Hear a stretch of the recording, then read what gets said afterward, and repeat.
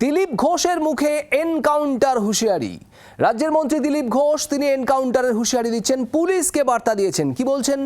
পুলিশকে বলেছি কেউ মাফিয়াগিরি করতে এলে সোজা ট্রিগার দাবিয়ে দেবেন, দরকার পড়লে বারুইপুরের মতো এনকাউন্টার হবে খড়গপুরেও। মন্তব্য দিলীপ ঘোষের। কি বলেছেন দিলীপ ঘোষ রাজ্যের পঞ্চায়েত মন্ত্রী, শুনুন। মাফিয়াগিরি গুন্ডাগিরি সব আমরা বন্ধ করতে শুরু করেছি। কোনো মাফিয়া গুন্ডা খড়গপুরে থাকতে পারবে না। অনেকে ভেতরে গেছে, অনেকে তড়ি পার হয়ে গেছে। পুলিশ বলে দিয়েছে খড়গপুরে পা রাখলে সোজা গুলি খাবে, ডাল ভাত খাওয়ার আগে গুলিটা খেতে হবে। আর তার দেখতে পাচ্ছেন আপনারা দাদাগিরি গুন্ডাগিরি অনেকটা কমেছে। পুলিশ আমাকে বলেছে পুজোর আগে সব ঠান্ডা করবে। পুলিশ পাড়ায় ঢুকে তাড়া করে করে ধরছে পাতা করে দেখতে, কাউকে ছাড়া হবে না। আর যদি দরকার হয় এনকাউন্টার হবে, বারুইপুরে যেমন হয়েছে। খড়গপুরে আশপাশের থেকে এসে, অন্য রাজ্যের থেকে এসে ডাকাত গুন্ডা বদমাশদের লাফিয়ে বেরিয়েছে। পুলিশ সব জানার পরেও কিছু করেনি। এবার কিন্তু পুলিশ তার কাজ শুরু করেছে। অনেকে হয়তো কমপ্লেন করছে পুলিশ বাড়াবাড়ি করছে। পুলিশ একটু বাড়াবাড়ি করুক। গুন্ডা মাফিয়াদের বাড়াবাড়ির চাইতে পুলিশের বাড়াবাড়ি একটু ভালো, তাহলে বাকি শান্ত থাকে। পুলিশকে পুলিশ হিসাবে কেউ দেখে নেয়, ভাই পার্টি ক্যাডার ছিল ওরা, নাহলে গুন্ডাদের ভাই ছিল।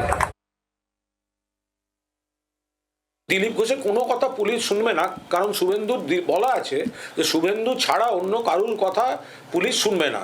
ফলে দিলীপ ঘোষ ওগুলো মিডিয়ার সামনে বললেও শুভেন্দু সাম্রাজ্যে ঢোকার ক্ষমতা দিলীপ ঘোষের নেই। ফালতু বাজার গরম করছেন। শুভেন্দু আপনাকে ত্রিসীমানায় পুলিশের ওখানে ঢুকতে দেবে না। ফলে আপনার কথা পুলিশ শুনবে, আমি এই বলেছি, আমি ওই বলেছি। আরে ঘোড়ার ডিম, শুভেন্দু আপনাকে পুলিশকে কিছু বলতে দেবে? এবং আমাদের দেশের এই মুহূর্তের যে আইন বিএনএস, ভারতীয় ন্যায় সংহিতা, যথেষ্ট কর। কেউ যদি অপরাধ করে, সে মাফিয়া হন বা অন্য কেউ, তার জন্য আইন রয়েছে। মানে দিলীপবাবু যেটা বলছেন সেটাই যদি সরকারের মতামত হয়, তাহলে তো দেশে হচ্ছে আইন কানুন রাখার কোনো ব্যাপার নেই। তাহলে বিএনএস এরও কোনো প্রয়োজন নেই, আইন আদালতেরও কোনো প্রয়োজন নেই। তাহলে একেবারে খাপ পঞ্চায়েত বসিয়ে দিন, খাপ পঞ্চায়েতের সঙ্গে ক্যাঙ্গারু কোর্ট বসিয়ে দিন, এনকাউন্টার করে দিন, লেটা চুকে যাবে। তার মানে বারুইপুরে সাজার ঘটনা ঘটেছিল, নিজেই বলছে। এখন প্রশ্ন হচ্ছে পুলিশ মন্ত্রীটা কে? পুলিশ মন্ত্রী মুখ্যমন্ত্রী এটা তাই জানি, পঞ্চায়েত মন্ত্রীও কি পুলিশ মন্ত্রী? সেও কি বলতে পারে ট্রিগার দেওয়ার কথা? এই বাংলায় হচ্ছেটা কি এগুলো? সবাই ট্রিগার ফ্রি হওয়ার চেষ্টা করছে। আমরা অত্যন্ত খুশি এই মন্তব্যে। তার কারণটা হচ্ছে আমরা চাই যত তাড়াতাড়ি সম্ভব বিজেপির আসল চেহারাটা মানুষের সামনে আসুক। একজন মা তার বাচ্চার জন্য সামান্য দুধ ফোটাচ্ছেন, সেখানে গিয়ে মন্ত্রী সেই মাকে বলছে বাচ্চার জন্য এখানে ফোটাতে পারবে না। ওরা গোটা বাংলা জুড়ে 1.5 কোটি মহিলার লক্ষ্মীর ভান্ডার, অন্নপূর্ণা ভান্ডার বন্ধ করে দিয়েছেন এবং সরাসরি ওরা ক্যাম্পাসের রাত্রির বেলা 5 লোককে গুন্ডা ঢোকাচ্ছেন। গোটা দেশের সঙ্গে বাংলা তো লোকসভা ভোট হবে। আমরা চাই দিলীপ ঘোষেরা আরো ভালো করে এই কথাগুলো বলুক, আরো ভালো করে কাজগুলো করুক, তারপর 2029 সালে আমাদের সঙ্গে লড়তে আসুক ভোটে। রাজনৈতিক বিশ্লেষক সৌমেন চক্রবর্তীর কাছে আমার এখানেই প্রশ্ন। সৌমেনবাবু, দিলীপ ঘোষ পুলিশ মন্ত্রী নন, কিন্তু তিনি তো মন্ত্রী দিলীপ ঘোষের এই মন্তব্য, এরপর কি পুলিশ আরও সক্রিয় হবে মাফিয়া রাজ কন্ট্রোলে, নাকি এর উল্টোটাও হতে পারে?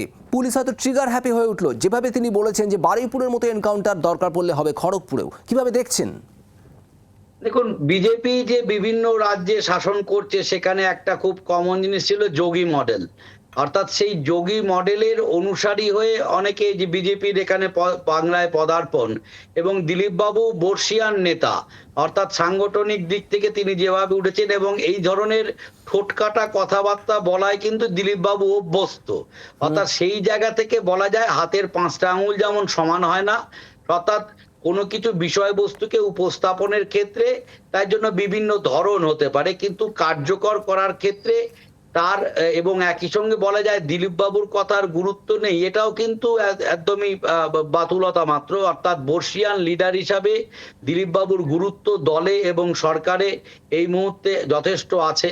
সুতরাং সেদিক থেকে দাঁড়িয়ে তার কথার বিভিন্ন মারপ্যাচের দিক থেকে বলা যায় যে সংসদীয় ক্ষেত্রে, গণতান্ত্রিকতার ক্ষেত্রে কখনোই আমরা মনে করি ট্রিগার হ্যাপি পুলিশ, এটাকে আমি সমর্থন করতে পারি না একজন নাগরিক হিসাবে।